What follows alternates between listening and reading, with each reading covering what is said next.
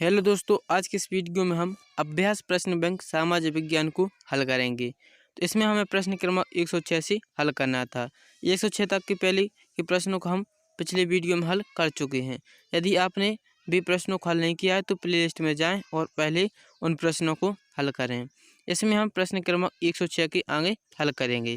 तो देखिए, जो प्रश्न क्रमांक 106 है, भारत के एक महान व्यक्ति जो वकील के रूप में दक्षिण अफ्रीका गए।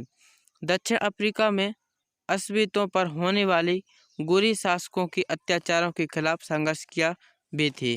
अब हमें उनका नाम बताना है कि वे कौन थे जो दक्षिण अफ्रीका वकील के रूप में गए थे। ऑप्शन ए लिखा पंडित जवाहरलाल नेहरू, ऑप्शन बी है महात्मा गांधी, ऑप्शन सी है लाल बहादुर शास्त्री, ऑप्शन डी है सरदार वल्लभ भाई पटेल। तो बताइए वे कौन से थे जो अंग्रेजों के अत्याचारों के खिलाफ गए थे, कहाँ पर, वकील बन के दक्षिण अफ्रीका। तो देखिए वे थे महात्मा गांधी। महात्मा गांधी थे, तो इसका सही आंसर कौन सा हो जाएगा? Option number B. फिर हम प्रश्न क्रमांक 107वां करते हैं। 107वां प्रश्न है, क्षमा का घर कारखाने के पास है। क्षमा है, उसका घर कहाँ पर है? कारखाने के पास है, जिसमें नियमित धुआं एवं गैसें निकलती हैं। क्योंकि कारखाना है, उससे तो क्या धुआं और जो खराब गैसें होती हैं वही निकलेंगी। कारखाने के पास से नियमित धुआं एवं गैस निकलती हैं। अतः क्षमा एवं उसके परिवार को कौन सी बीमारी होने की संभावना है? तो बताइए कि वह जो धुआं और गैसें निकलती हैं उनसे हमें माने क्षमा को कौन सी बीमारी होने की संभावना है? ऑप्शन ए लिखा अतिसार या बुखार, पेचिस, ऑप्शन बी पीलिया मलेरिया, ऑप्शन सी अस्थमा तपेदिक फेफड़ों का कैंसर, ऑप्शन डी है कुछ भी नहीं होगा। तो बताइए कौन सी सही है? इसका सही है ऑप्शन नंबर सी, अस्थमा तपेदिक फेफड़ों का कैंसर। अस्थमा तपेदिक फेफड़ों कैंसर जैसी बीमारी होंगी धुआं और गैसों से। तो इसका सही आंसर होगा 107 का ऑप्शन नंबर सी। फिर प्रश्न क्रमांक 108। 108वां प्रश्न है, राहुल अपनी कॉलोनी के विकास हेतु कॉलोनी की मासिक बैठक में अपने सुझाव देना चाहता है, किंतु उसे बोलने से रोका गया। इससे उसकी किस आधार का हनन होगा? ऑप्शन ए शिक्षा के अधिकार का, ऑप्शन बी है अभिव्यक्ति की स्वतंत्रता का अधिकार, ऑप्शन सी वयस्क मताधिकार, ऑप्शन डी है धार्मिक स्वतंत्रता का अधिकार। तो बताइए किस अधिकार का उसका हनन होगा? उसके अभिव्यक्ति की स्वतंत्रता का अधिकार का हनन होगा। तो इसका सही आंसर होगा ऑप्शन नंबर बी। फिर अगला प्रश्न है, मान लो आपके पिता ने 2 माह पूर्व पीने के पानी का कनेक्शन लेने के लिए आवेदन दिया था, परंतु अभी तक उस पर कोई कार्रवाई नहीं हुई। तो निम्न में से कौन सा अधिकार आपको यह जानने में मदद करेगा कि संबंधित विभाग ने आपके आवेदन पर क्या कदम उठाए? तो इसका हमें उत्तर बताना है। तो देखिए ऑप्शन ए लिखा समानता का अधिकार, ऑप्शन बी है सूचना का अधिकार, ऑप्शन सी है संवैधानिक उपचारों का अधिकार, ऑप्शन डी है शिक्षा का अधिकार। तो बताइए कि हम किस अधिकार के अंतर्गत देख सकते हैं कि जो हमने संबंधित विभाग में आवेदन दिया था उस पर संबंधित विभाग ने आवेदन पर कदम उठाए कि नहीं। तो देखिए हम किस अधिकार के संबंधित जान सकते हैं। इसका सही आंसर होगा ऑप्शन बी, सूचना का अधिकार। सूचना का अधिकार के अनुसार हम जान सकते हैं। तो इसका सही आंसर होगा ऑप्शन नंबर बी। फिर प्रश्न क्रमांक 110 है, एनसीसी का गठन विद्यालय में किया गया। ऑप्शन ए है विद्यार्थियों में अनुशासन और सैन्य अभिरुचि जागृत करने हेतु, ऑप्शन बी है परस्पर सहायता हेतु, ऑप्शन सी स्वच्छता संबंधी जानकारी प्रदान करने हेतु, ऑप्शन डी विद्यार्थियों की शिक्षा हेतु। तो किस लिए एनसीसी का गठन किया जाता है? ऑप्शन नंबर ए इसका सही आंसर होगा। फिर हम प्रश्न क्रमांक 111 करते हैं। 111वां प्रश्न है, एक देश को अन्य देशों से अपने व्यवहारों को संचालित करने हेतु आवश्यकता होती है। इसमें हमें यह बताना है कि कोई भी देश है उसे अपने व्यवहार को संचालित करने के लिए किसकी आवश्यकता होती है? तो ऑप्शन ए धन की, ऑप्शन बी जनसंख्या की, ऑप्शन सी विदेश नीति की, या ऑप्शन डी है इंटरनेट की। तो बताइए कि एक देश को अन्य देशों में अपने व्यवहार को संचालित करने के लिए किसकी आवश्यकता होती है? उसे आवश्यकता होती है विदेश नीति की। तो ऑप्शन नंबर सी सही हो जाएगा, क्योंकि जब हमें विदेश नीति पता ही नहीं होगी तो हम एक दूसरे को अपने व्यवहार संचालित नहीं कर सकते। तो इसका सही आंसर होगा ऑप्शन नंबर सी। फिर 112वां प्रश्न है, क्षेत्रफल की दृष्टि से विश्व का सबसे बड़ा एवं सबसे छोटा महाद्वीप है। अब हमें बताना है कि क्षेत्रफल की दृष्टि से विश्व का सबसे बड़ा और सबसे छोटा महाद्वीप कौन सा है। तो ऑप्शन ए लिखा अफ्रीका और ऑस्ट्रेलिया, ऑप्शन बी एशिया और ऑस्ट्रेलिया, ऑप्शन सी एशिया और यूरोप, ऑप्शन डी है ऑस्ट्रेलिया और यूरोप। तो इसका सही आंसर कौन सा हो जाएगा?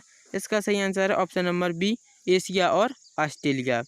फिर प्रश्न क्रमांक 113 है, पृथ्वी का वह भाग जहाँ पर अत्यधिक बर्फ गिरती है वहाँ लोग इसका उपयोग अपने रहने के लिए करते हैं, इसे कहते हैं ऑप्शन ए घर, ऑप्शन बी झोपड़ी, ऑप्शन सी सराय या ऑप्शन डी है इग्लू।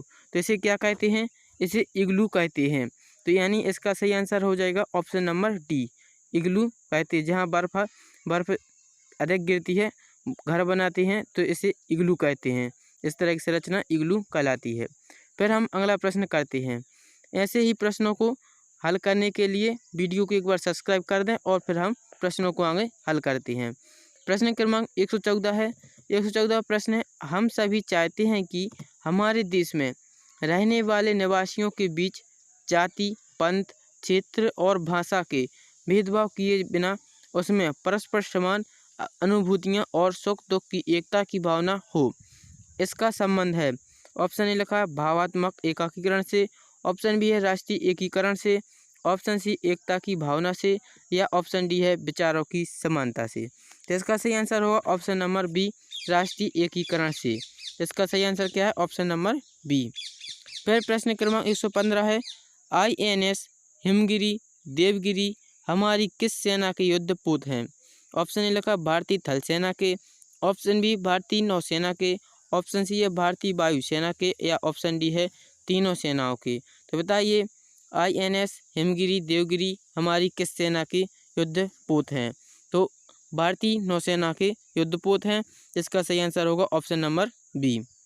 फिर अगला प्रश्न 116, उस प्रक्रिया की पहचानिए जिसमें देश एक दूसरे पर परस्पर निर्भर हो जाते हैं और लोगों के बीच दूरियां घट जाती हैं। एक देश अपने विकास के लिए अन्य देशों पर निर्भर रहने लगता है। ऑप्शन ए वैश्वीकरण, ऑप्शन बी कहलाता है व्यापार, ऑप्शन सी क्या कहलाता है सहयोग, ऑप्शन डी है निजीकरण। तो बताइए क्या कहलाते हैं? वे कहलाते वैश्वीकरण। वैश्वीकरण की क्रिया से एक देश अपने विकास के लिए अन्य देशों पर निर्भर रहने लगते हैं। तो इसका सही आंसर होगा ऑप्शन नंबर ए। फिर अगला प्रश्न है, मध्य प्रदेश की उस क्रांतिकारी का नाम बताइए जिसने काकोरी कांड में महत्वपूर्ण भूमिका एवं इलाहाबाद के अल्फ्रेड पार्क में पुलिस द्वारा घेरे जाने के कारण अपनी अंतिम गोली से स्वयं शहीद हो गए। बताइए कौन से वे क्रांतिकारी थे? ऑप्शन ए पर लिखा है दलपत राव, ऑप्शन बी है देवनारायण तिवारी, ऑप्शन सी है ठाकुर यशवंत सिंह और ऑप्शन डी है चंद्रशेखर आज़ाद। तो बताइए कौन से क्रांतिकारी थे? दलपत राव थे। यानी 117 का सही आंसर है option number A, Dalpat Rao. ठीक है, तो 117 का सही आंसर हो जाएगा ऑप्शन नंबर ए। फिर हम अगला प्रश्न देखते हैं। प्रश्न क्रमांक 118वां। 118 प्रश्न है, किसी भी देश की विदेश नीति की आधारशिला उसके राष्ट्रीय हित की सुरक्षा होती है और भारत की विदेश नीति का ध्येय यही है। यह कथन किस महापुरुष द्वारा संविधान सभा में कहा गया था? यह हमें बताना है। तो ऑप्शन ए लिखा सरदार वल्लभ भाई पटेल के द्वारा, यह ऑप्शन बी लिखा लाल बहादुर शास्त्री के द्वारा, या ऑप्शन सी महात्मा गांधी, या ऑप्शन डी है पंडित जवाहरलाल नेहरू के द्वारा। तो बताइए यह कथन किसके द्वारा कहा गया है? यह कथन पंडित जवाहरलाल नेहरू के द्वारा कहा गया है। तो यानी इसका सही आंसर होगा ऑप्शन नंबर डी। फिर 119 का प्रश्न है, संयुक्त राष्ट्र का वह प्रमुख अंग जो विश्व संसद की तरह कार्य करता है। ऑप्शन ए लिखा सुरक्षा परिषद, ऑप्शन बी न्याय परिषद, ऑप्शन सी महासभा, ऑप्शन डी सचिवालय। तो बताइए कौन सा है जो विश्व संसद की तरह कार्य करता है? तो ऑप्शन नंबर इसका सही हो जाएगा ऑप्शन नंबर सी, महासभा। महासभा है जो संयुक्त राष्ट्र का वह प्रमुख अंग है जो विश्व संसद की तरह कार्य करता है। यानी 119 का सही आंसर है ऑप्शन नंबर सी। फिर 120 में प्रश्न है, प्रत्येक व्यक्ति को स्वतंत्रता के साथ साथ समान अधिकार की प्राप्ति हो, समाज के सभी वर्गों को विकास के समान अवसर बिना भेदभाव के उपलब्ध हों, यह निम्न में से किससे संबंधित है? अब हमें यह बताना है। तो ऑप्शन ए लिखा सामाजिक समानता से, या ऑप्शन बी है राजनीति समानता से, ऑप्शन सी लोकतंत्र से, ऑप्शन डी है आर्थिक समानता से। तो बताइए जो यह कथन दिया गया है यह किससे संबंधित है? तो यह लोकतंत्र से संबंधित है, यानी 120 का सही आंसर होगा ऑप्शन नंबर सी। फिर हम अगला प्रश्न देखते हैं। प्रश्न क्रमांक 121। 121 में प्रश्न है, शस्त्र की दौड़ समाप्त कर विश्व शांति स्थापित करना का अर्थ है। अब इसका हमें अर्थ बताना है। तो ऑप्शन ए लिखा उदारीकरण, ऑप्शन बी निजीकरण, ऑप्शन सी है निशस्त्रीकरण या ऑप्शन डी है शस्त्रीकरण। तो बताइए इसका हमें क्या अर्थ है? इसका सही अर्थ है ऑप्शन नंबर सी, यानी निशस्त्रीकरण। निशस्त्रीकरण है जो इसका सही अर्थ है। शस्त्र की दौड़ समाप्त कर विश्व शांति स्थापित करना का अर्थ है निशस्त्रीकरण। 121 का सही आंसर हो जाएगा ऑप्शन नंबर सी। फिर हम अगला प्रश्न देखते हैं। प्रश्न क्रमांक 122 है। 122 में प्रश्न क्या है? प्रश्न क्रमांक 122 है, संविधान द्वारा हमें मौलिक अधिकार प्राप्त होते हैं किंतु संविधान की संरक्षक होती है। संविधान की संरक्षक कौन होती हैं बताना है। तो ऑप्शन ए लिखा व्यवस्थापिका या ऑप्शन बी है कार्यपालिका, ऑप्शन सी न्यायपालिका, ऑप्शन डी सरकार। तो बताइए कि संविधान की संरक्षक कौन होती है? तो संविधान की संरक्षक होती है न्यायपालिका, यानी 122 का सही आंसर होगा ऑप्शन नंबर सी, न्यायपालिका। फिर प्रश्न क्रमांक 123 है, यदि किसी व्यक्ति के मानव अधिकार का हनन होता है तो उसे सहायता लेनी चाहिए। किसकी सहायता लेनी चाहिए जब उसके मानव अधिकार का हनन होता है? ऑप्शन ए लिखा पुलिस की या ऑप्शन बी न्यायालय की, ऑप्शन सी मानव अधिकार आयोग की, ऑप्शन डी ABC तीनों की।